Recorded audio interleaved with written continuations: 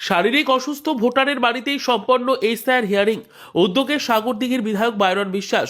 সাগরদিঘি বিধানসভা এলাকায় মানবিক ও প্রশাসনিক দৃষ্টান্ত স্থাপন করল বিধায়ক বাইরন বিশ্বাসের উদ্যোগ। শারীরিক অসুস্থতার কারণে নির্ধারিত এসআইআর হিয়ারিংয়ে উপস্থিত হতে না পারা এক ভোটারের বাড়িতেই সম্পন্ন হলো শুনানি।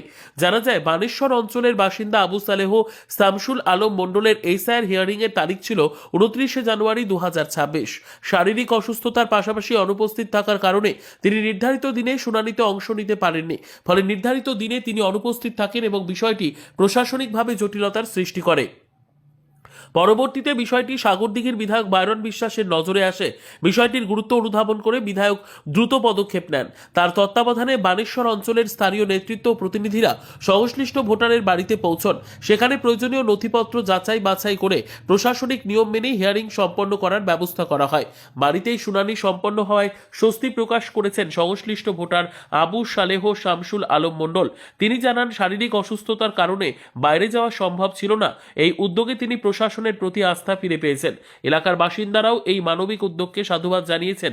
তাদের বক্তব্য, বিধায়ক বাইরন বিশ্বাসের তত্ত্বাবধানে প্রশাসনিক প্রক্রিয়া সাধারণ মানুষের দোরগোড়ায় পৌঁছে দেওয়ার এই পদক্ষেপ জনমুখী শাসনের এক উজ্জ্বল উদাহরণ।